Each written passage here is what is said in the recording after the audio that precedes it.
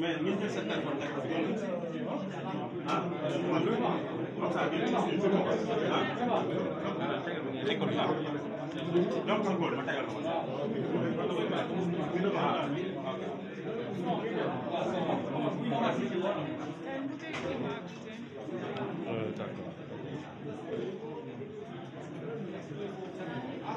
Assane toogal noonu non toogal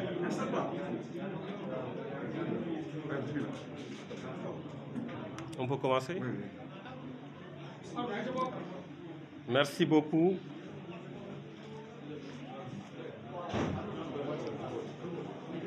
Dama bëggoon tout d'abord avant ñuy commencer conférence de point de presse bi pour être précis. Oui, c'est un point de presse, on l'a bien précisé. Avant ñu koy commencer.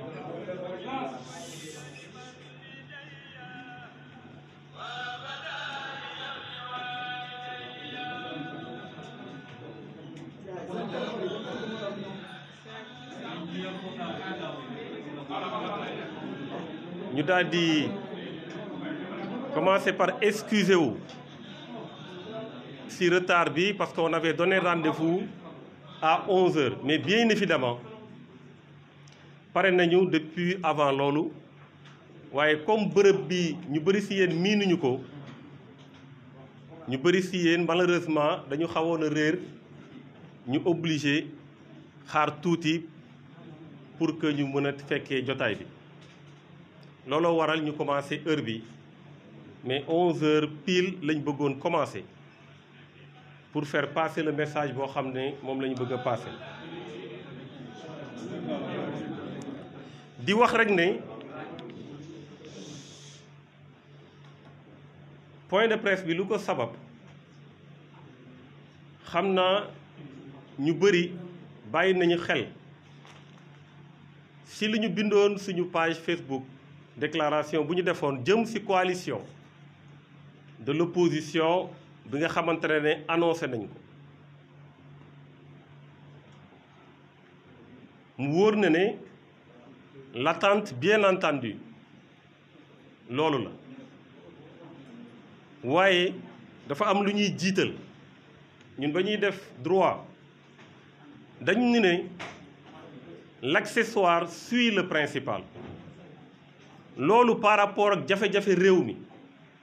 par rapport ak tartaru réew mi par rapport ak jafe-jafe population yi par rapport ak mbirum inondation yi nga xamante ne moo gën a fës ay mbirum ànd nañu wala duñu ànd c'est l'accessoire et ça doit suivre le principal nag la ñuy njëkkee pour wax ne fii ñu toll fii may wax ak yéen déjà avant ñuy wax même jafe-jafe population yi ñu ngi ñàkk ay doomu aadama yu bëree bëri ci mbas mi mu doon ay douleurs yu profondes pour les familles ñu ngi jaale famille yépp yoo xamante ne ñàkk nañu am nañu njaboot bu ñàkk seen bakkan ci mbas mi nag mu dal la rekk taxul yàlla jël sa bakkan c'est prouvé ñu bëri suñ leen dimbalee ñu génn ci waaye gis nañu ne malheureusement fii ci suñu réew priorité bu ñu waroon def ci suñu système sanitaire priorité bu ñu waroon def ci suñu plateforme médicale priorité bu ñu waroon def pour yokk ñoo xamante ne ñooy faj loolu dañ ko relégué au second plan moo tax ba troisième vague bi ñëwee ça a été une vague dévastatrice loolu nag Covid a bon dos. Nous pointons du doigt la responsabilité directe du président Macky Sall bi nga xamante ne jël na 1000 milliards askan bi à peu près 6 virgule et quelques % la consacré ci dépenses yoo xam ne dafa jëm ci santé li ci des yëpp daanaka dafa servir à enrichir des gens loolu mooy dëgg. Ba pare ils n'ont pas eu une vision prospective parce que soo déggee pandémie xam ne mën na am ay vagues tey seen taxawaay mooy def ay communiqué pour wax ne lii am na wala lee am na. Je pense que xam naa dañu dégg moo tax ñu coupé courant bi waaye lamp yi je pense ñu ngi fi. Donc ñu wax rek ne seen tële ci yorum Covid bi tax na ba ay nit ñàkk ci seen bakkan parce que ku ñu dimbalewul ku amul oxygène ku amul lal boo tëdd ku amul fu ñu ànd ku amul sax koo xamante ne mën na gis médecin bu koy bindal ordonnance ma ne kooku su ñàkkee bakkanam am nga ci responsabilité. ñu ngi jaale ñëpp. di wax ne métti askan bi tar na déjà suñ ko xoolee si fi ma toogee ñu jàppee ma comme membre de l'opposition balaa au lieu que ñuy dem di xool nan la ñuy régler problème mu askan bi ñu ngi jéem a intimider cette opposition. gis ngeen tey convoqué nañ Bougane Gueye Dany ndax dafa wax na jeunes yi dem inscrire ji liggéey boobu liggéeyu gouvernement la woon gouvernement moo waroon def liggéey bu war pour que jeunesse bi ñu dem inscrire ji dañu war a mettre un budget ci communication bi pour loolu def lépp lu war pour loolu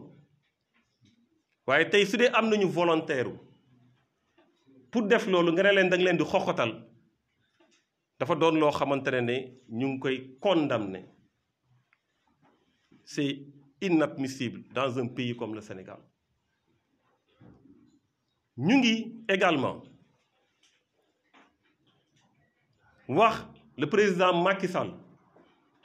na jox récépissé docteur Babacar Diop ak ñu mu àndal jox leen récépissé ñu doxal seen politique jox leen récépissé ñu bokk sur le débat démocratique comme nous mu waree en tant que parti politique. Parce qu'on ne peut pas aujourd'hui des jeunes valeureux qui se battent pour le Sénégal ñu leen di tere am parti politique te ñu ne am na plus de 300 partis politiques dans ce pays ñooñu anañu su dee ñooñu ñoo mérité parti kon Babacar Diop qui se bat pour les populations tous les jours mérite na parti politique. di wax nag ne lu actualité bi tey mooy phénomène inondation yi nga xamante ne c'est un phénomène récurrent maanaam luy ñëw la di ñëwaat dañ fay luy ñëw la di ñëwaat chaque année rek ñu ne nañu def plan Orsec président jàppale na et cetera. may rappeler ne amoon na plan décennal boo xamante ne 750 milliards def nañ ko ci war nañ ko ci def parce que c'est sur 10 ans 2012-2022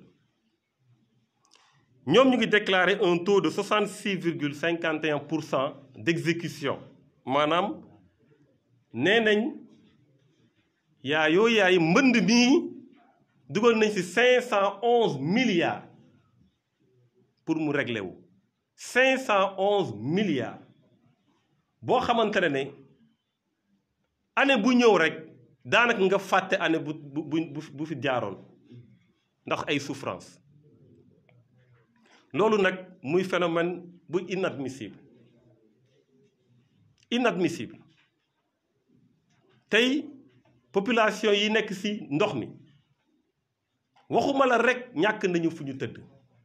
waxuma la rek ñàkk nañu fu ñu suturloo waaye li ñu war a dundee sax gis nañ ne prix yi dafa yokk les prix de denrées de première nécessité nga xamante ne njaboot yi ci la ñuy suturoo nga sombi sa sombi naan nga defar loo xamante ne kenn du ko xam nga naan lu ngay sombee sax muy ceeb ba day yokk waaw situation boobu nag su amee ci réew dafa am exigence bu ñu war a def pour le gouvernement mu régler ko le plus rapidement possible parce que nag sénégalais yi duñu jasit duñu mbott duñu ay jën bañ leen di bàyyi ci biir ay ndox loolu war na doon taxawaay boo xamante ne war nañ ko taxaw très rapidement may fàttali ne le 11 septembre 2020 bi passé Assemblée nationale def nañu déclaration dañuy def commission boo xamante ne dafa jëm ci saytu loolu mission d'information la sax pour être précis mission d'information soo leen fàttali ko waxoon naa ci lu bari mission d'information boo xamante ne bañ koy bind rek tagg nañu gouvernement bi tagg ci 12 paragraphes pour wax taxawaay bu mu am ci mbënd mi ak sax président lu mu déclenché plan Orsec ak tamit lu mu jël 10 milliards yokk ko ci daaw la loolu 10 milliards déclenché plan Orsec loolu fan la toll fan lan lañ ci def moo tax on avait dit que nañu def commission d'enquête parlementaire on a besoin de savoir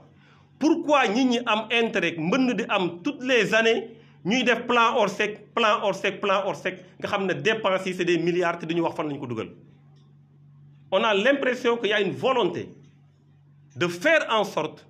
que mbënd bi bañ fi jóge parce que am na ñoo xamante ne plan Orsec yi daf leen arrangé loolu dafa laaj sanction mais balaa sanction dafa laaj ñu saytu ko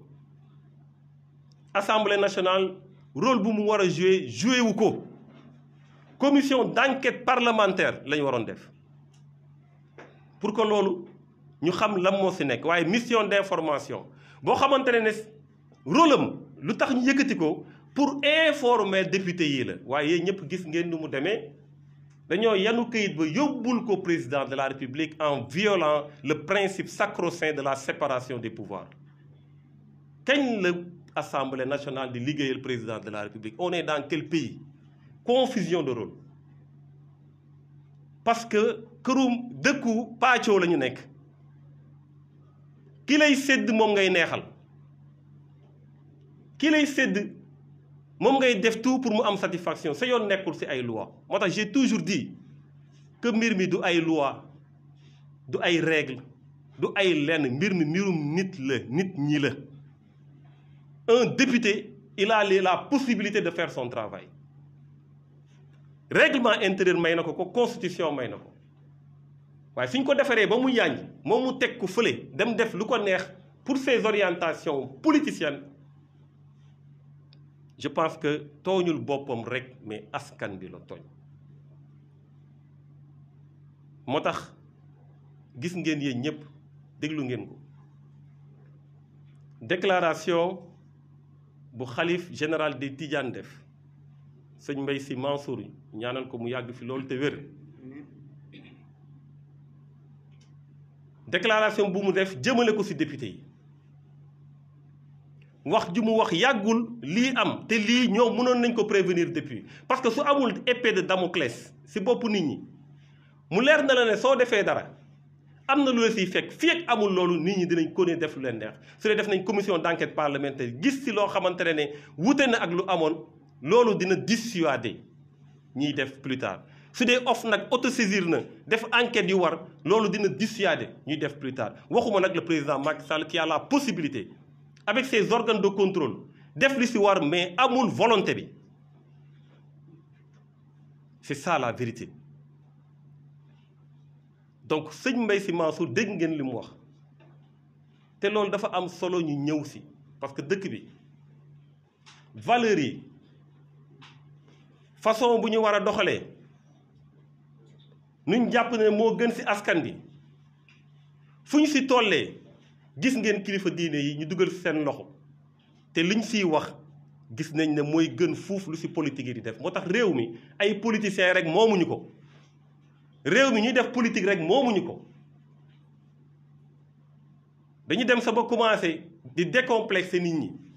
soo nee man taalibe sëñ Babacar laa wala taalibe sëñ Touba laa wala taalibe ñu ne la ah non non dañu nekk si république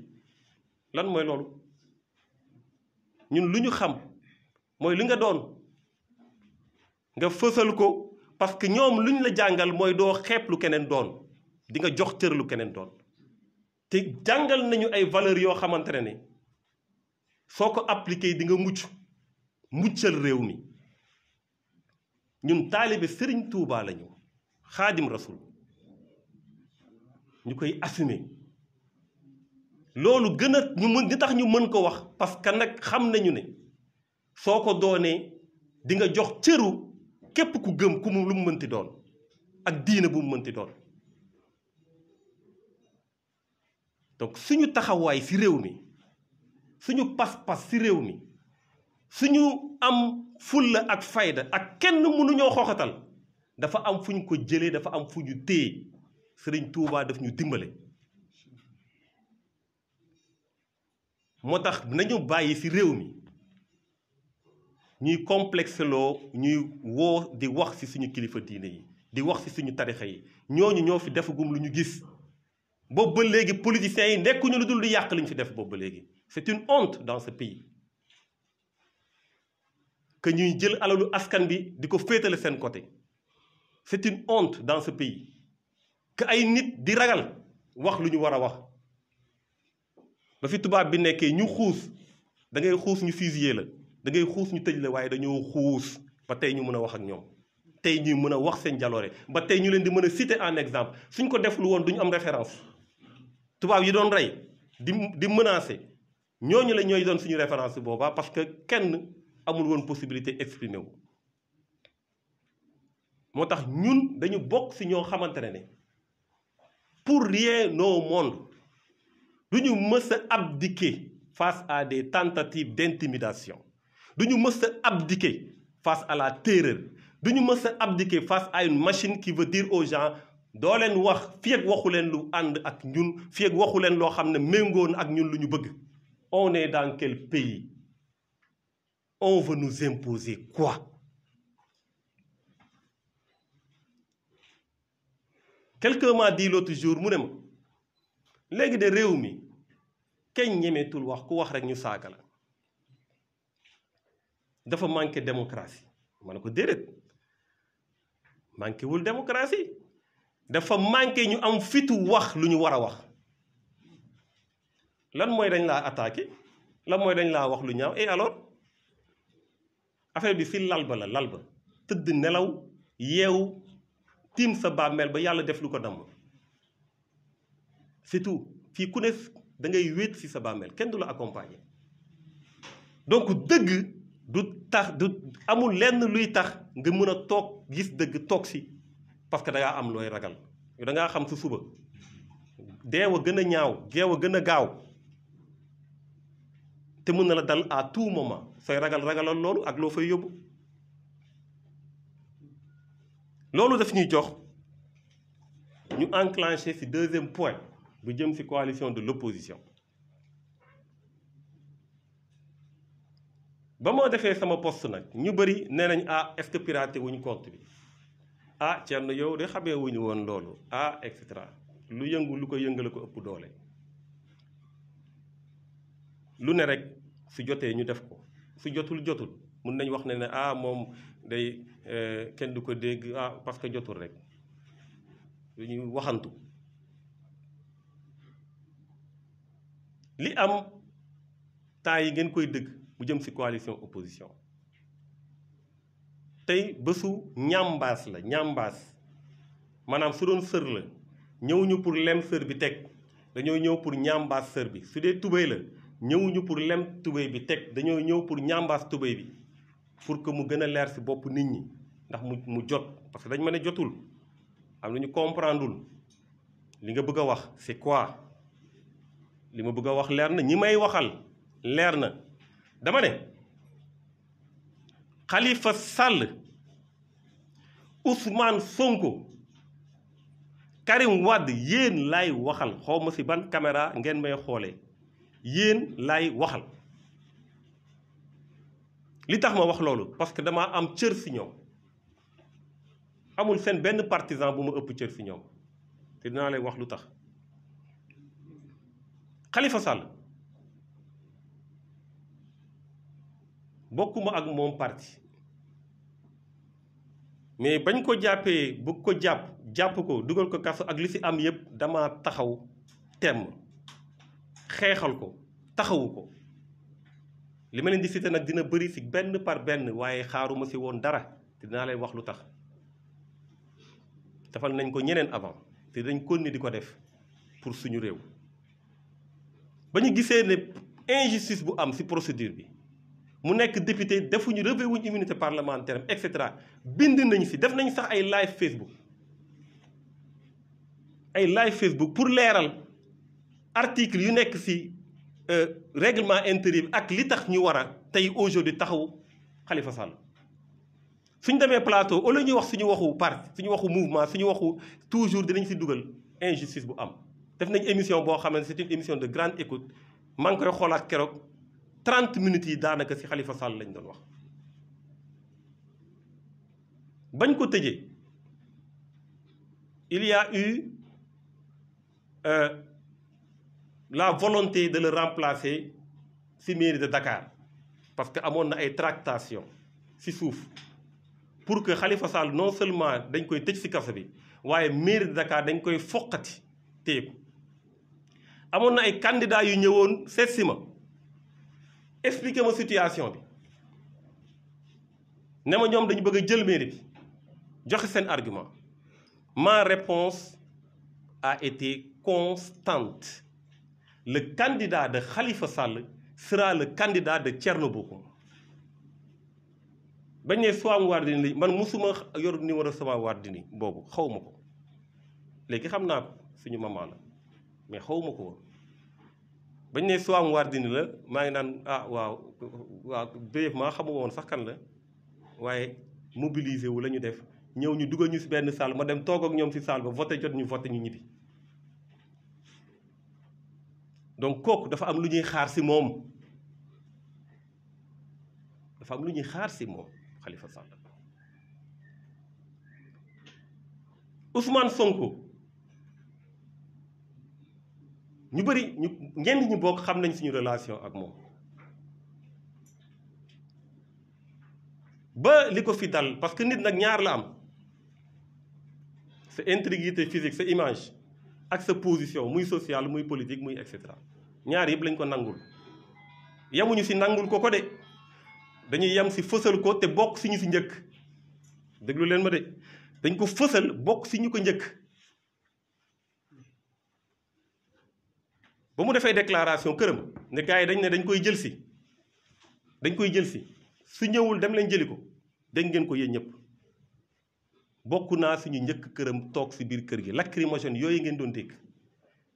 dugal nañ lacrymogène kër Ousmane Sonko ngeen koy reporté gaañ nañu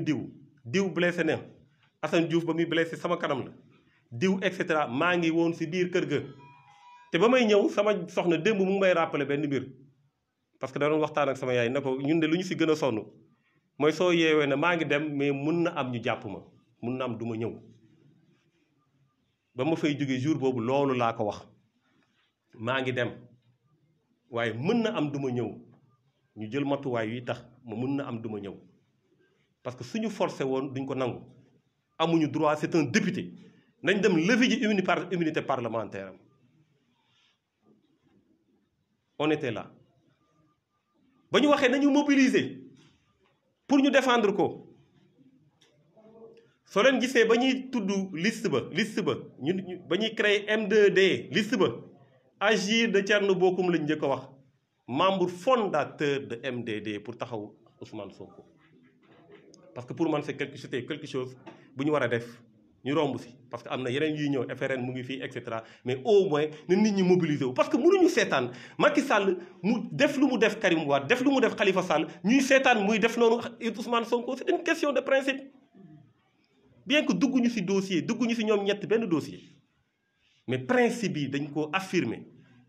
wax ko mu leer membre fondateur de M2D ñu jóge si loolu mu ñëw fii dégg ngeen li ma wax avant loolu ñu commencé def plateau yi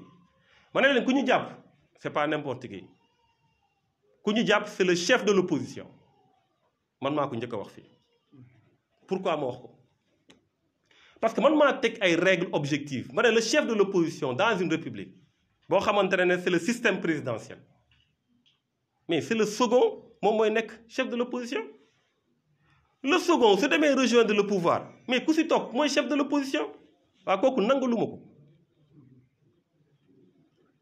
kooku aussi dafa am lu ko war en tant que chef de l'opposition defu ko mais maa ngi ñëw Khalifa Sall Karim Wade ba nit ñi naan Karim m'a appelé vous vous rappelez de ça je pense am na ku si bindoon woy Karim m'a appelé Karim m'avait appelé aussi waxuma ko woon Karim m'appelait aussi waxuma ko woon Karim ba mu demee ba léegi jógewu fi ñëwu fi à bientôt la ñuy wax à bientôt moo tax keroog ba mu bindee à bientôt ñu togg si yàgg dégguñu sama benn xarit woo ma ne ma mbaadu à bientôt Karim bi nga ñu may ma ne ko déet non dinaa ñëw dinaa wax Karim Wade fu ñu toogee ñun ba ñuy défendre Karim Wade on était député de Benno Bokk Yaakaar bu leen fàtte 2012 c'est la coalition Benno Bokk Yaakaar moo gagné woon élection yi fa laa nekkoon député ba may défendre Karim Wade ñu koy interdire de sortie du territoire national sur des mesures administratives boobu j'étais député de Benno Bokk Yaakaar lii ñu def ni yàgg na si ñun de fu ñu demee plateau wax réhabilitation pourquoi waxuma tamit waxu dossier amul kenn ku ma si wax waxu dossier am parce que man je suis un homme véridique mais les violations de ces droits violations flagrantes ay procès yoo xamante ne tribunal international boo ko yóbbul mu ne leen lii lan la fan ban dëkk la am on a dit nañ ko réhabiliter parce que suñu bàyyee kenn muy defal nit ñi procès nu mu leen neexee suñu bàyyee kenn muy éliminer ku ne lu ko neexee ba mu koy wax boobu waxuñu sax waxu kaawu Sonko parce que j'avais dit que foofu lañ nar a jëm waxuñu waxu kaawu Khalifa Sall foofu lañ commencé ñun on l'a défendu loolu la cër boobu laa am si ñoom ñu am lu ñuy xaar si ñoom parce que yow da ngaa nekk fële ñu lay défendre fii yaa ngi si kër ga fële am ñu nekk fii si naaj bi te joxoo leen dara fekku leen ay joxante fekku leen dara ànduñoo yow ay principe moo tax ñu défendre la ñooñu dafa am cër bu ñuy xaar si ñoom dañ leen a jox cër si réew mi cër boobu yàlla moo leen ko jox kenn mënu ko dindi si ñoom waaye cër boobu dafa am fu ñu jugee ba yegg fa en 2009 su amul woon une large coalition autour de Khalifa Sall pour jàppale ko fii si Dakar du mës a nekk maire bay fal ay maire bay teg ay maire il y avait eu un esprit de dépassement les gens se sont mobilisés fortement pour mu nekk maire de Dakar en 2014 Ousmane Sonko créé Pastef ñetti at après mooy ñetti at ñun yu ñu am te ñun sax suñu ñetti at yi moom soo leen si génnee présidentielle ba nga xamante ne nous n'avions pas voix au chapitre parce que duñu candidat génn si mbas mi nga xamante ne mënuñu dem fenn daanaka 1 an lañ def mun naa wax sax motu ko te jot nañ si nag def dëkk yu bari Sénégal dinañ si nekk à l'international nekk nañ dans les 45 départements du Sénégal nekk nañ dans les 8 départements de la diaspora ci sant yàlla nag di avancer à notre rythme avec nos moyens te yaakaar ko ci Sénégalais yi. En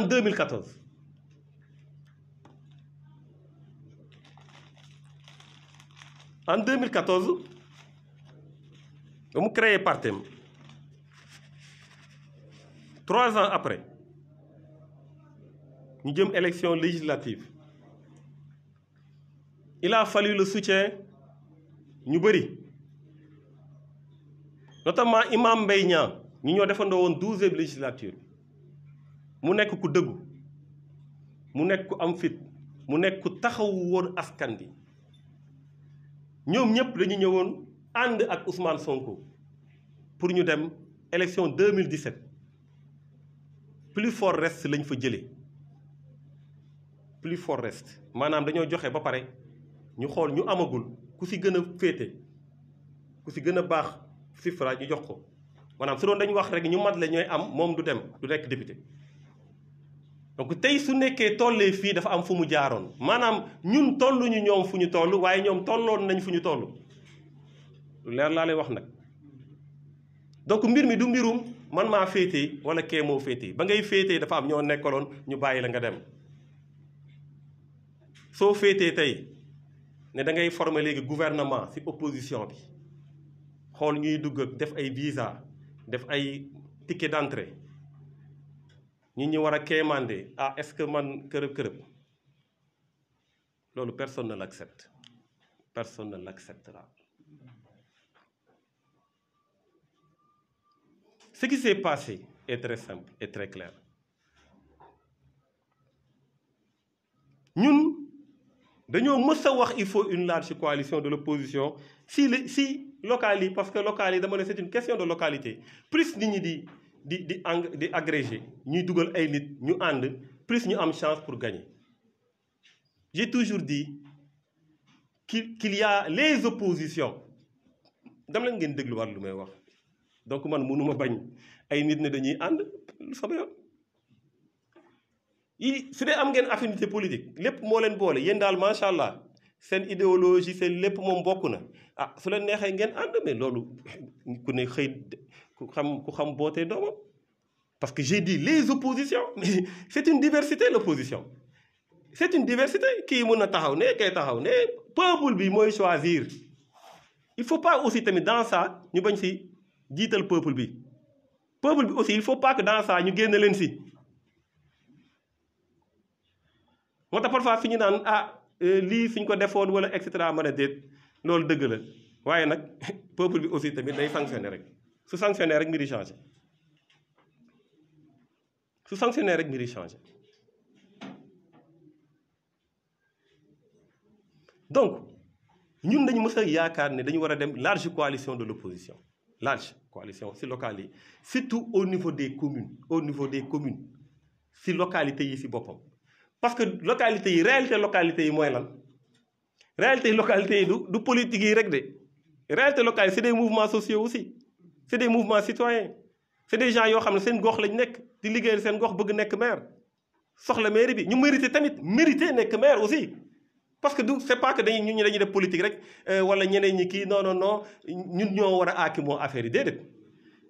mais su dee ñoom ñëpp dañoo bëgg a remplacer ñi fi nekk ba pare war nañ jox chance ñëpp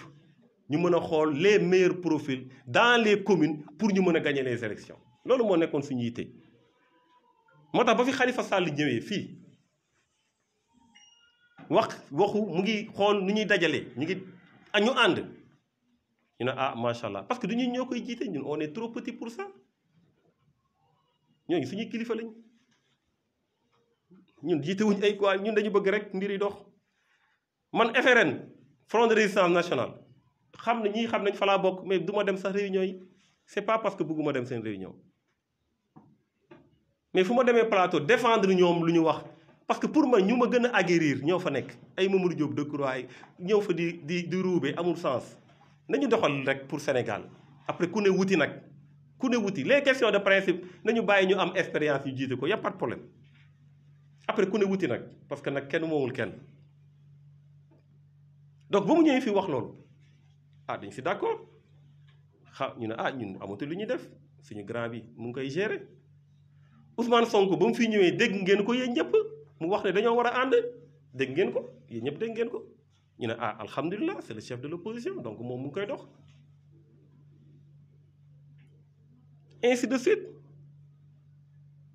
donc ñëpp di wax waxu large coalition man suñu suñu mouvement ñoo def réunion ñu ne ma mais fu ñu toll ci coalition bi affaire ndax ki ma ne non nit ñi ñu ngi koy liggéey parce que ñun ñu ngi xaar ñu liggéey ko ñun amuñu pour sax xam nan lañ koy non parce que yomb na dajale ñëpp ne léegi fexe leen ngeen bokk nekk ci commune yi après mu am ay arbitrage s'il le faut ñu xool les meilleurs profils ñu teg leen pour l'intérêt du Sénégal ñu avancer yomb na donc ñu toog di leen déglu ñu dem ba benn moment ñu tollu avancer si rétrécir les initiatives parce que bëri woon na Abdoul Mbaye aussi fàtte naa ko cité moom it am ak waa CRD et cetera am initiative boobu ñeneen ak ñeneen ñooñu tamit suñuy mag lañu suñu kilifa lañu ñu dem ba waxtaan yi di dem ba finalement ñu dajaloo rétrécir affaire yi jël projet boobu teg ko ci ñaari loxo Abdoul Mbaye ak Khalifa Sall ñoom ñaar ñu war a def la large coalition de l'opposition ñu am ci yaakaar bataille yi ñu dégg ñi di jóg di annoncer oui d'ailleurs sax on vous avait promis une large coalition de l'opposition loolu léegi commencé na léegi dans les prochaines heures dinañ ko teg dans les prochaines heures loolu mooy maanaam togg nañ ko yuus nañ xorom beeg kii bi xaw ma lu ñu toggee ceebu jën maanaam lépp mat na yàq bi rek moo def mooy dans les prochaines heures waaw ma ne waaw lu ñuy war a yàq noonu xanaa dans les prochaines heures ñu koy war a lekk dinañ xam ne ñu ngi togg au moins nii lay demee et on se rend compte que en réalité effectivement am na lu ñu togg mais togg bi du large coalition de l'opposition parce que l'erreur c'est quoi dugal dans la tête des Sénégalais que ñun opposition bi dañuy dajaloo léegi nag ab Thierno Bocoum bu taxaw naan non man daa bu affaire bi taxawee ba mot na nga ne non man d'accord ñu ne gis ngeen bëggul opposition mu ngi tas opposition bi ñii la Macky di yebal yaa ngi nii ñu ko ñu ne way xam nga ñun dañuy sant yàlla boobu parenthèse bu may dugal la ba ma génnee parti réew mi dafa am ñu bëri ñoo xamante ne dañu wër réseaux sociaux yi dem ci rédaction yi yéen ñii xam ngeen ci dara ñu ne yéen coow lii yëpp bu leen kii parce que kii dafa deal ak Macky Sall dafay dem ci Macky moom moo ko yónni mu am benn sëriñ la tuddee boppam bokk xam naa mu may dégg mu dem ci benn journal fa su ma juumul Dakar Actu la woon mu ne mu waat ne man mii de dañ maa jënd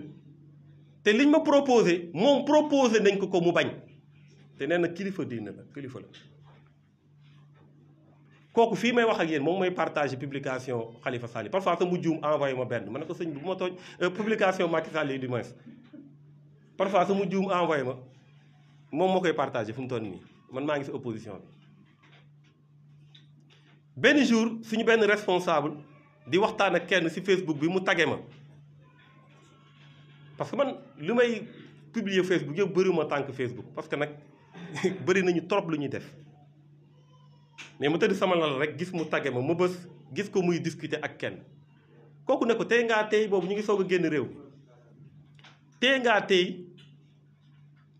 parce que kii da ngeen di ànd ak moom di xër-xëri waaye ñëpp xam nañ fan la jëm ñëpp xam nañ fan la jëm mu wax ko loolu Macky Sall la jëm tey ngaa tey yaa ngi xëbër boobu ba léegi ku jug nga tontu kooku ne ko maa ngi koy giñ ci alxuraan Idrissa Seck bi nga àndal mu dem rejoindre Macky Sall moo gën a yomb Thierno Bocoum bi ma àndal dem rejoindre Macky Sall ba ma gisee loolu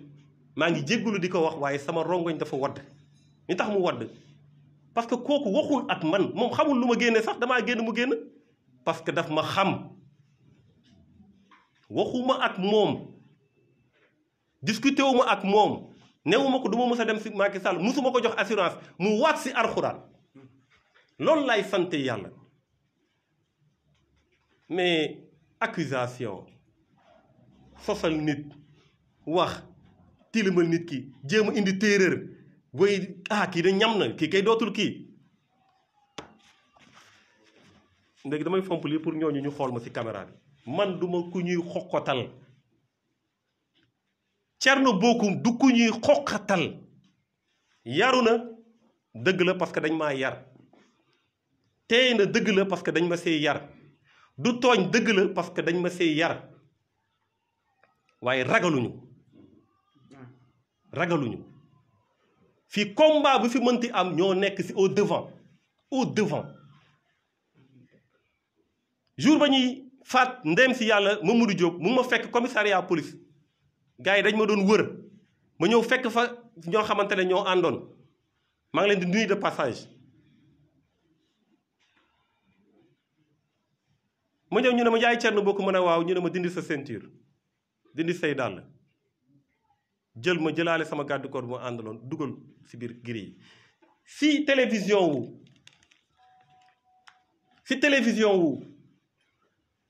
poste boobu nekk si kii bi si lañ yëg na ne am na benn étudiant bu ñu faat si saa si ñun dañuy wax ne alhamdulilahi rabbil alamin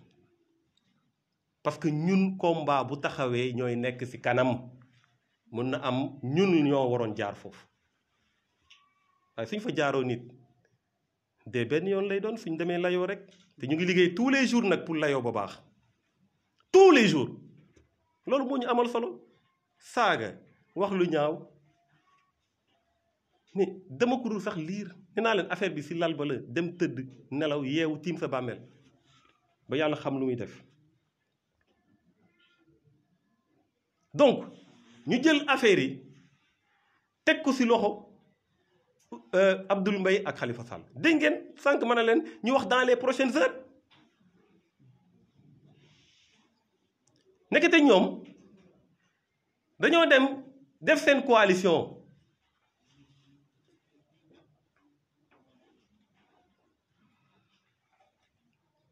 ñoom ñett laay waxal parce que sëñ Moustapha Sy tudduma ko xam nga li tax moom si boppam moo ne dañoo ñëw ne ko ñëwal nga bokk ci coalition boo xamante ne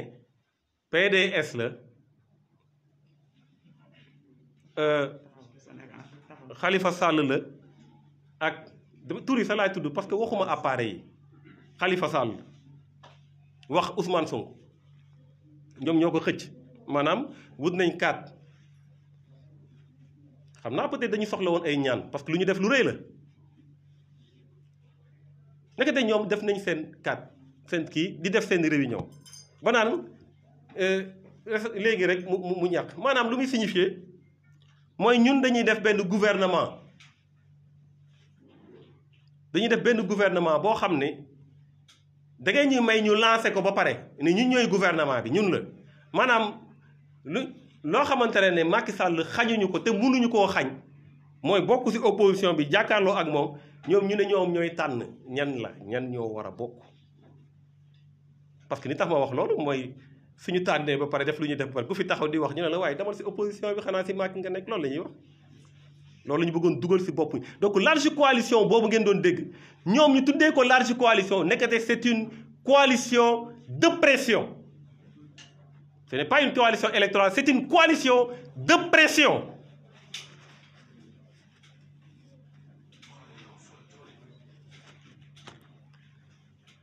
ñun ñuy xaar coalition électorale ñuy xaar une démarche inclusive ñuy xaar ñu boole ñëpp suñu amoon 547 leaders représentant les 547 communes on doit pouvoir les mobiliser tous pour ñu jële fi Macky Sall mais du ñeenti nit wala ñeenti parti bien que nag xeebu ma seen doole de xeebu ma ko wax naa leen léegi nag jox naa leen seen cër mais mbir mi du ay parti du ay appareil sénégalais yi ñooy voté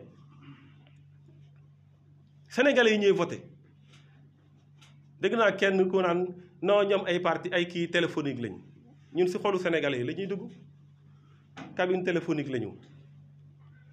yow ba ngay ñëw assemblée nationale ñu ne prip nga nekk fa naan comprende cha ki mbiinde di xamuñu looy làkk si assemblée nationale boo xamante ne français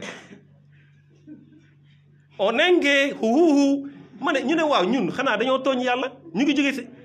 si lu ñuy wax assemblée nationale boo xamante dañu ne assemblée nationale bu nul la ñu dal si lii dugal la si page comédie yi ku stressé wu dem lii reetaan xàkkatay tey ngay bëgg a yaayoo doomu jàmbur parce que da ngaa bëgg a maire parce que da ngaa bëgg a nekkaat député tax na ngay ñëw si réseaux sociaux naan da ngay xaserte Sénégal il faut que nit ñi xam seen place comme buzz Kunkandé bi jeex na nit ñi bëgg a jëlaat buzzam parce que genre buzz yooyu moo fi dox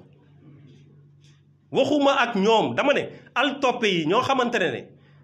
dañuy di kii xam naa ne mën nañ yanu combat bi mais al toppe yooyu parce que bu si ne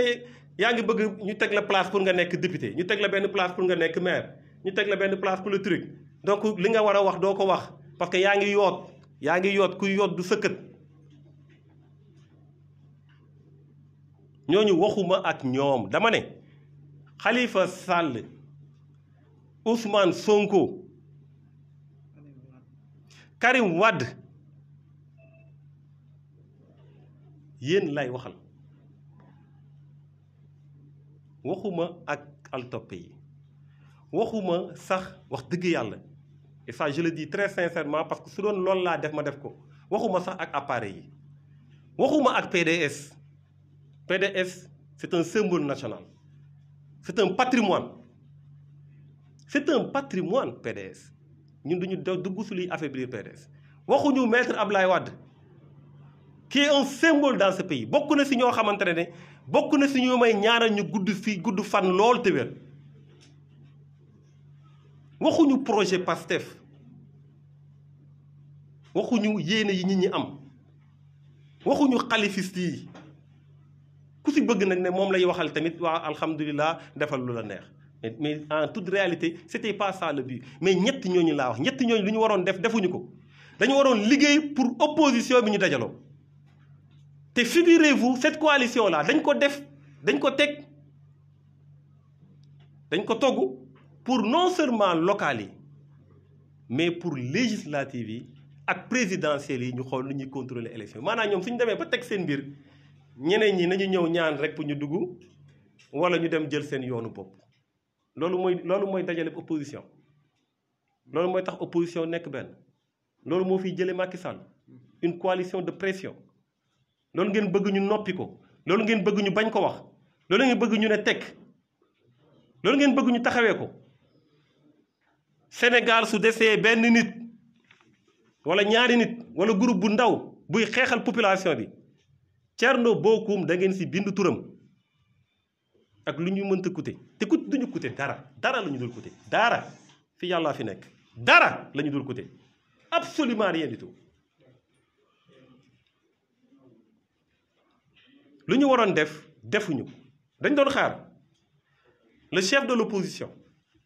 qui est sorti 3e des élections mu ne am naa cër si askan bi am na lu ñu jox damay dajale ñëpp ñu lancé ndoo mbiri après les rôles xam nañ ñu koy joué man nee naa la man coalition yi fee laay toog si ginnaaw parce que coalition yi c'est pas le fait politique ñi fay bëgg a lijjanti ay affaire moo tax suñu naan way est-ce que moom suñ ko woowee woo pour lan xamu leen coalition yi jinne yee si ëpp fay dem da ngay jommi rek chaque jour ñu def loo xamante ne da ngay naan c'est pas possible ay périer ay Cuba ay truc ñu nekk ñu si yooyu ñu nekk ñu si ay calcul ñun Sénégal yi la ñuy waxal Sénégal yi la ñu ku jàkkaarloo Macky Sall ñetti ñooñu lu ñu bëgg a am éventuellement lu ñu mën a doon te nag suñ ko waree doon yàlla na doon njëriñu Sénégal loolu rek la ñuy ñaan suñ ko waree doon mu doon njëriñu Sénégal yàlla nañ ko doon suñ ko naree doon mu bañ a nekk njëriñu Sénégal yàlla bu ñu ko doon éventuellement lu ñu mën a nekk ñoom luñ ma mën a yéene éventuellement bañ su bés moment buñ ko nekkee ki fi nekk tey nga xam ne nekk na ko ba pare moom yéene na ma ko ba pare ma ne ko baax na kon xam nga ne man dawuma derrière qui que ce soit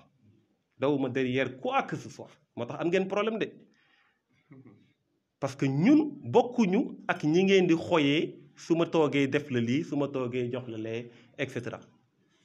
moo tax may rappeler d'ailleurs parce que wax naa léegi du ma wax ak appareil yi wax waa Pastef fi ma ne leen suñ leen waxee ne Thierno Bocoum dafa doon négocier ay poste ne nañ ko jox lii suñu kii nañ kii et cetera ñu ne ko ñun loolu du fi amee moo tax soutenir ñu waxuñu leen dëgg suñ leen waxee ne leen Thierno Bocoum ba muy soutenir Idrissa Seck c'est parce que Idrissa Seck dafa am lu mu ko proposé waxuñu leen dëgg su leen ne Thierno Bocoum dafa dem rejoindre jàppale Idrissa Seck 2009 parce que tout simplement xaalis ba fa la nekk waxu leen dëgg suñu leen ne dem leen ngeen wax ne Idrissa Seck Thierno Bocoum waru woon soutenir Idrissa Seck parce que waxoon na ko lii waxoon na ko léeg-léeg waxuñu leen dëgg mensonge plus mensonge égale mensonge lépp dara du ci dëgg ñun ba ñuy soutenir président Idrissa Seck ni ko Sénégalais yi déggee la ko déggee waaye nag ñëw na demander pour ma soutenir ko mu doon lu mën a xaj suñu diggante comme nu ko Ousmane defee même réponse laa am pour ñoom ñëpp ñii xam nañ ne ba ñuy décider dañoo toog ñun ñëpp ñu duñu ay parti yoo xamante ne da ngay décider lu la neex de déedéet ñii xam nañ lu ma leen wax point de presse bi sax balaa ñu koy tenir dañ ci waxtaan point de presse bii balaa ñu koy tenir dañ ci waxtaan ñun ñii ne lii ñii ne lii ñu joxe argument yi ñu jël décision donc suñ leen waxee loolu amul bañ koy soutenir yëgu ko sax xanaa ku ko yëgul nan la lay proposer poste wala jox la poste am na loo xam ne bëgguma ko woon wax waaye lépp dañ koy leeral fii te je prends en témoin mon frère Déthié Fall ba ñu nekkee ci biir coalition bi yëkkati nañ 1 million de spécimens teg ko ci loxo coalition bi d'une valeur de près de 6 millions suñuy garde-corps suñu lekk suñu essence suñuy nit yu nekk ci lépp ñun Agir ñoo ko jël en charge amul dërëm boo xamante ne jóge na ci coalition pour ñëw suñu te ñu ñoo doon gérer toute la communication de la campagne ànd ci ak suñu xarit suñu mu xaj mu ñu ma ñëw rek mu ne ma Thierno parce que kooku borom baax la je tiens à le dire ici bu tudd Abdourahmane Diouf moo fa nekkoon man waxuma sax man dama waxoon damay def kàmb ñu ne ma non il faut nga ñëw gérer affaire yi taxawaay boobu la ñu am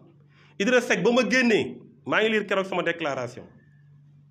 même déclaration bi dama ko remercier ba ma génne léegi kenn musuma dégg mu wax lu bon si moom nañ ma génneel vaar buñ ne wax naa ko lii wax naa ne musuma kaaw ni ñu koy waxatee encore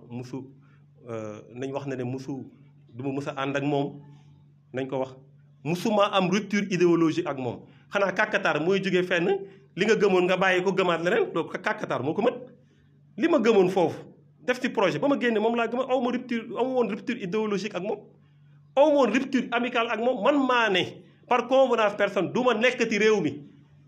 te kenn gisaatuma réew mi ñu ngi Agir musuma taxaw ne ko du ma ànd ak Sénégalais yi musuma leen wax ne du ma mës a ànd ak Idrissa Seck wala du ma ko lii wala ma wax si lu ñaaw si moom amul au contraire dama leen ne aw ma problème ak moom waaw su ma àndee kenn ku ma amul ak moom problème loolu koy cohérence la su ma la noonu am naa problème ak moom ngeen ne ah ni tax problème boobu da nga lii moo tax waaye aw ma problème ak yow ànd ak yow koy cohérence la donc loolu dama bëgg leeral ko ñëpp nit ñi xam ko bu ñu def ay comparaison yoo xam ne amul fii ku ne na assumer ay déclaration man nekkuma di wax ñii waruñoo ànd ak ñee waruñoo ànd man déggu leen ma ne du ma ànd ak kenn déggu leen ma ko pourquoi parce que ay sénégalais lañu ñun ñëpp ay sénégalais lañu ñun ñëpp amul ñii ñoo bon ñii ñoo baax ñi baax mujjee nañu bon ci réew mi ñu bon tuub nañu fii ci réew mi li am solo mooy conduite ak la pédagogie par l'exemple balaa ngay wax nit ñi sangul day fekk yow nga sang ba pare am leader yoo xamante dañuy wone l'exemple orienter les choses wax nit ñi doxee leen nii def leen nii di ko wan seen bopp nit ñi ñu nampantal la si ñu changer jikko yi loolu mooy changer Sénégal mais du ne ñii ñoo bon ñii ñoo baax ñii ñoo kii déedéet fii ñu ñëpp ay sénégalais lañu opposition ñu ñëpp war nañoo mën a ànd mais la coalition bu ñu defoon 2009 su ma juumul ou 2014 taxawu Dakar fii 2014 madame le maire 2014 la plupart des députés yi ñu doon wax ñooy gaynde yi waaye gaynde yi ñuy taxaw naan lu mu tar lu mu ñooñu tey ñu ngi si Macky Sall waaye ñooñu ñoo nekkoon gor yi ñooñu lañ doon xasee ñeneen ñi seen exemple lañ doon jël pour xas ñeneen ñi waaye ñooñu fekk nañ ñeneen ñi léegi loo leen di wax léegi yéen conclusion parfois on fabrique des monstres à travers des coalitions yoo xamante ne du intérêt réew mi moo ko teg nañu xool nu ñuy arranger suñuy mbir écarter ñeneen ñi jël position taxaw yàlla nee na maa leen gën a ay stratégie gisee guddi yi kërëb pour tegal loo xam ne ñun après lii après ku la programmé loo na nga xam ndax da nga koy fekkee léegi nag yàq bi mooy problème bi togg nañ ko ba pare de bu leen kenn wax ne togguñu ko d'ailleurs sax am nañu ko confirmé déglu ngeen weekend bi ay leader yu ko wax togg nañ ko yàq bi nag mooy problème bi j'espère que dinañ ko yàq su dee moom la jàpp mooy gën si ñoom ku ne jël sa responsabilité j'ai espoir que ne dinañ revenir en de meilleurs sentiments pour xam ne ñoom dañoo am cër boo xam ne kenn mënu ko remplacer yàlla moo leen ko jox fii ñu toll ñu war ko assumer avec responsabilité avec hauteur. Ils ont un rendez-vous devant l'histoire on attend d'eux ñu def loo xamante dañuy xaar ci ñoom nañu dajale ñëpp fii kenn wuti fi ay position ay kii fii kenn mënu fi jox kenn dara ay way nañ ko indi nañ ko dugal kan mais yow yaa njaa mais attention mais attendez c'est quoi cette manière de voir les choses da ngay woo nit ñi d'égale dignité ñu teg coalition boo xamante ne coalition du lu ñu lay woo coalition li ngay bokk la waaye dinañ ko woo si coalition bi non yéen woo leen ko rek xam naa dafa frustré rek c'est que nit ñi xalaat yu ñuy am nit ñi dépassé nañu loolu on est sur autre chose ce pays là il y a des urgence moo am si réew mi donc on espère qu'ils le font su dee ñoom bëgg nañu des si loolu j'espère que dinañ déggoo parce que pour moi c'est une alliance contre nature nañu wax la pertinence de préférer à la place d'appeler tout le monde de préférer appeler ces cadres-là nañu toog conférence de presse wax leen ko lan mooy pertinence bi c'est quoi la pertinence nañu ko wax waaye léegi man Thierno Bocoum sama frère Karim Wade bi nga xamante ne 2019 man si sama bopp dama ko bind ne ko da ngaa war a dugal sa loxo si élection yi parce que soo ko deful day mel ni vous allez faire le jeu de Wade man Thierno Bocoum j'ai écrit ça à Khalifa Sall à Karim Wade Khalifa dama baal na moom laay cité chaque fois parce que vraiment dañu am cofeel si moom bu rëy Karim Wade waaye léegi man Thierno Bocoum Karim Wade bu nekk extérieur nga xam ne maa koy xeexal fii sama exemple rek laa joxe waxin la nag waxuma sama wax man waxuma sama waxu bopp ñëpp laa waxal waaye léegi moom Karim Wade mooy xool ndax man opposant laa wala du ma opposant man ndax war na ma dugal ci affaire bi waruñu ma dugal mais est-ce que comprendre ngeen fu may waxee est-ce que loolu yanu na maanaa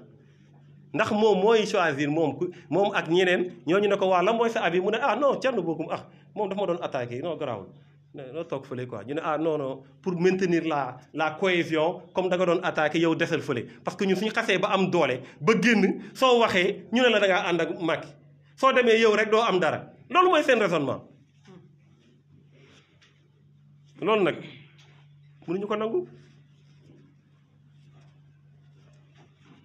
par principe par principe esclavage jeex na par principe colonisation jeex na nooteel jeex na fi Macky Sall bi nga xam dafa yor police yor gendarmerie yor lépp su defee lu mu war a def dañ koy attaquer. L'enjeu ce n'est pas le départ de Macky Sall ma wax leen nag lu rëy l'enjeu ce n'est pas ça. Macky Sall dem na ba pare c'est son dernier mandat le jour bu mu taxawee ne damay def 3e mandat toute l'opposition mais du opposition rek la société civile les chefs religieux ñëpp ñoo xamante ne taxaw nañ pour Sénégal dinañ ànd naturellement xeex 3e mandat bi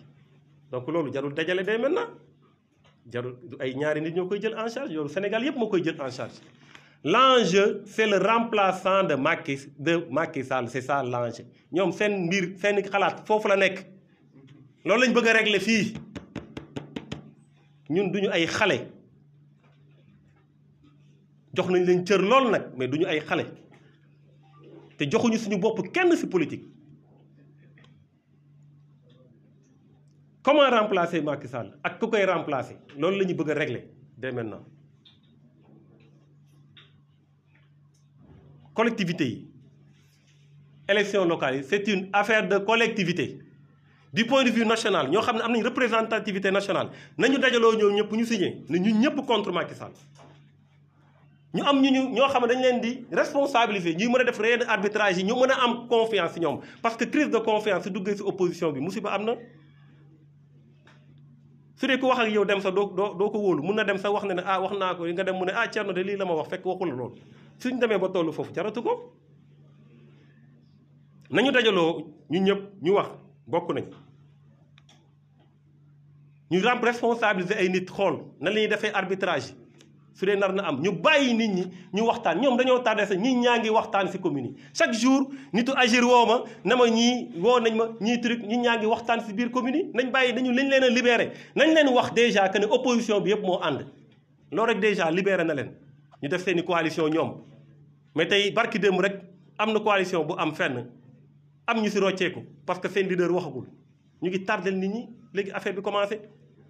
local yi opposition daf ko war a gagner. On n'a plus le temps souffrance sénégalais yi dafa metti point de vue local la ñu commencé yëg ci kaw ñoom ñoo ko war a def dama ne du keneen moo koy def ñun jëluñu benn initiative wax ak diw woy est-ce que duñu defoo ñu ci dara dañuy alerter dañuy wax ñëpp dégguñu ñi war a jël initiative yi nañu jël initiative yi ñu boole opposition bi ñëpp ñu ànd ñu nekk benn voilà en gros li ma bëggoon na wax ci mbir mi di jeexalee nag ne jeunesse bi nañu dem inscrire ji parce que mbënd mi fii mu toll porte à porte yeeg ak kii pour fexe ñoom ñu dem mën na indi ay problème parfois il faut un sursaut patriotique maanaam jeunesse bi ngeen di gis seeni waajur ñu nekk ci mbënd mi ngeen di gis seeni waajur ñuy tëdd duñu am lu ñu fajoo ngeen gis difficulté réew mi walla ngeen di toog doo leen lekk yamul ci kaas rek yamul ci wax rek dem leen ngeen inscrire ji ngeen régler cette situation là ngeen votel ku leen neex parce que réew suñu demee ba nguur ga di ragal nit ñi di inscrire ça veut dire que loolu mooy un aveu d'échec total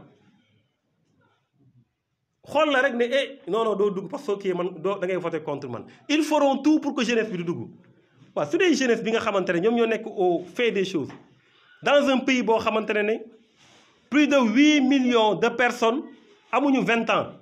l'âge moyen au Sénégal c'est 19 ans mais jeunesse boobu moo am vous avez droit au chapitre su dee ñoom dañ leen a ragal ngeen inscrire c'est parce que tout simplement xam nañ ne ils ont échoué c'est un aveu d'échec donc ñu leen di appeler à vous inscrire massivement ñu ngi leen di gërëm di leen sant je sais pas si vous voulez qu'on enchaîne en français on va le résumer très rapidement brièvement en français. Dire tout simplement à travers un résumé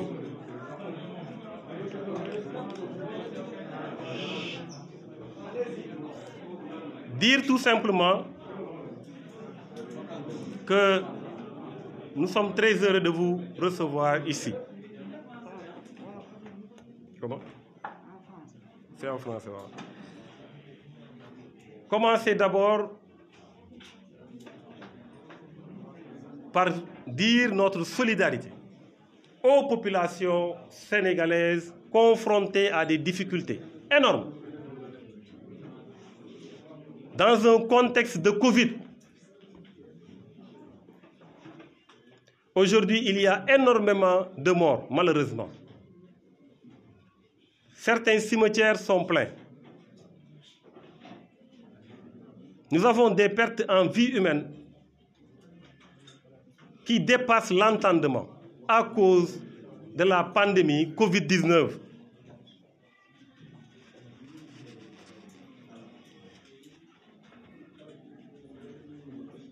Cette pandémie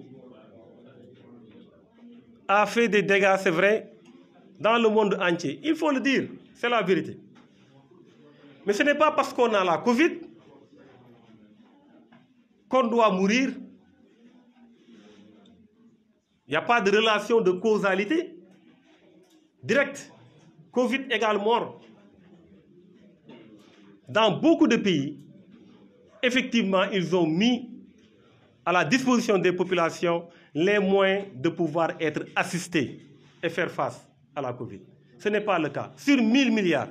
le président Macky Sall a consacré près de 6% du budget aux dépenses liées à la santé. Il n'avait pas prévu une troisième vague, ni même une deuxième vague. Il y a un problème de vision. Ce qui fait aujourd'hui que beaucoup de morts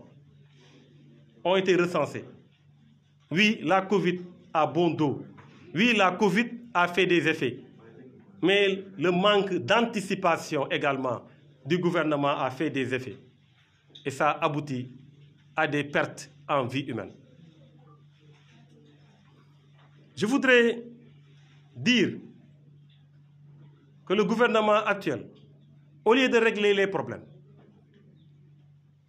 est en train d'essayer d'intimider l'opposition. Nous avons vu le cas de Bougane Gueye Dany qui a été convoqué parce que tout simplement, il a appelé les populations à s'inscrire. Cela devait être le travail du gouvernement. Parce qu'il y a un aveu d'échec clair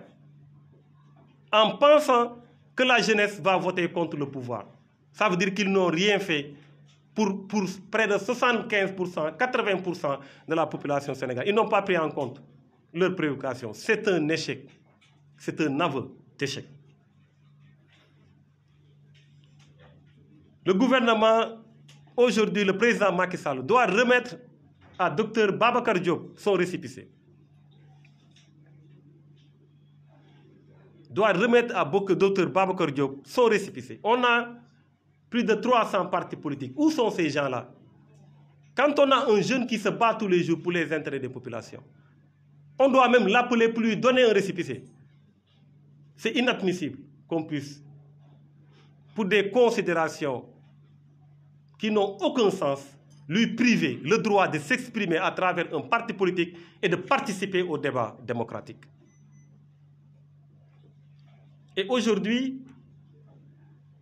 nous demandons au gouvernement, au lieu de traquer les opposants, de s'orienter sur les difficultés des populations, surtout ce qui est lié aux inondations. Les populations sont fatiguées. Au-delà des inondations, vous avez tous constaté que les prix des denrées de première nécessité ont monté. Vous avez tous constaté que tous les jours, les populations sont confrontées à des problèmes de mobilité, à des problèmes liés à un accueil sanitaire, énormément de difficultés sur le dos d'une population déjà vulnérable, sans pouvoir d'achat. Nous demandons aux populations, au gouvernement, de faire le travail nécessaire. Et vous avez tous vu, par rapport aux inondations, il y a évidemment un intérêt à renouveler les plans Orsec. 750 milliards avaient été prévus pour le plan décennal 2012-2022. 66,5% ont été dépensés comme taux d'exécution, représentant 511 milliards. 511 milliards ont été injectés, d'après le gouvernement, dans la gestion des inondations. Où est l'argent? Où est-ce qu'ils l'ont mis? Nous demandons à l'Assemblée nationale de faire son travail. L'année dernière, nous en avions parlé. Le 11 septembre 2020, l'Assemblée nationale avait décidé de mettre en place une mission d'information. Au lieu d'une mission d'information, il fallait une commission d'enquête parlementaire. Et nous l'avions dit à l'époque, parce qu'une mission d'information, ça sert juste à informer les députés. Et même ça, ils ne l'ont pas compris. Après avoir fait un texte de 12 paragraphes, faisant les éloges du gouvernement, quand ils ont terminé leur mission d'information, ils sont allés voir le président de la République pour lui remettre le résultat, sans même en parler aux députés, en parfaite violation de la séparation des pouvoirs. C'est ça qui est inadmissible. Et nous contestons, nous condamnons fortement cette propension à mettre en avant les intérêts partisans, de coalition, d'affinités politiques, au détriment des intérêts des populations. Que l'OFNAC s'autosaisisse, qu'on nous explique pourquoi des plans hors sec chaque année et qu'on décaisse des milliards. L'Assemblée nationale, dans sa note, avait remercié le président de la République d'avoir décaissé 10 milliards. Je parle de 2020, on est en 2021. Et vous avez tous vu les dégâts dans la banlieue.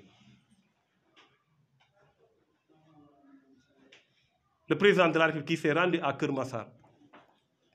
a répondu à une question. Comment vous vous appelez? Il dit, je mesure 1,80 m. On lui demande de régler le problème des inondations. Il déclare que Keur Massar sera un département. D'accord, Keur Massar est un département. Et alors, est-ce que ça a changé quelque chose? Donc il faut cette volonté politique, réelle, cette conviction forte qu'on doit secourir les populations.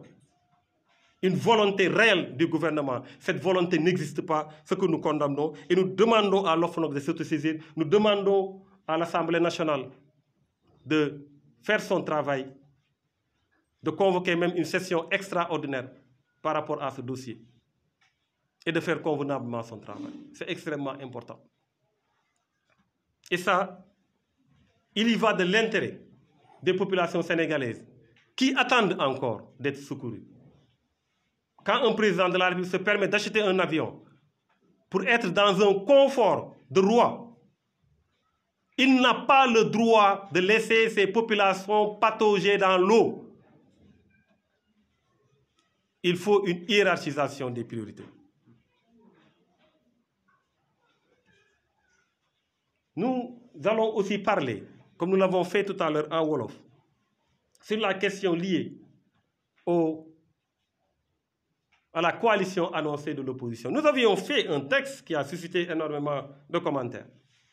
L'idée, justement, c'était de revenir très clairement sur ce que nous avions dit. Très clairement sur ce que nous avions dit. Et d'indiquer aux populations sénégalaises que ce qu'on vous dit, une large coalition de l'opposition pour démettre Macky Sall lors des locales, ce n'est pas une coalition, large coalition de l'opposition. C'est un regroupement de 4 personnes qui veulent une coalition de pression, qui oublient totalement que notre priorité au sein de l'opposition, c'est d'avoir une large coalition. Et nous nous sommes tous battus pour ça. Ici, Khalifa Sall est venu. Il nous a parlé de sa volonté de regrouper tout le monde. Nous avons dit c'est très bien. Et nous l'avons attendu. Ousmane Sonko est venu ici. Il a dit sa volonté de nous voir nous réunir, être ensemble. Nous avons dit oui. Nous avons parlé avec Abdoul Mbaye. Nous avons parlé avec beaucoup d'autres leaders politiques dans ce pays. Il y a eu au début énormément d'initiatives dans ce sens, mais ils avaient tous le même but, réunir toute l'opposition autour d'une coalition. C'était facile de concilier tout ça. Et ce fut fait. Ce fut fait. Parce qu'à un moment donné, Abdoul Mbaye et Khalifa Sall pilotaient cette initiative de large coalition. On a dit, c'est très bien, on va y aller parce qu'il y avait une contrainte de temps, etc. Un bon jour, on se lève et on nous dit qu'il y a une coalition, une large coalition de l'opposition et que elle va être mise en place dans les prochaines heures. Les prochaines heures, ça veut dire quoi? Ça veut dire que c'est déjà ficelé. Il suffit juste de lancer. Mais nous nous sommes dit, mais il s'agit de quelle coalition? Il s'est trouvé, à la place d'une coalition, c'est une entente politicienne. Parce que ce n'est pas une entente idéologique, vous êtes d'accord avec moi? Pour mettre en place une coalition, lancer la coalition à 4, ensuite, voir qui doit venir, qui ne doit pas venir, etc. C'est pourquoi je vous ai dit que c'est une coalition contre l'opposition. Parce que dans l'opposition, je connais des gens qui n'accepteront jamais ça. Une coalition, on ne nous demande pas de venir. Ce n'est pas un partage du gâteau. Une coalition, on la met en place, ensemble. Et nous avons constaté cette disons, tendance à vouloir orienter la coalition autour de 4 personnes. Et nous l'avons dénoncé en disant que cette coalition va être dénoncée.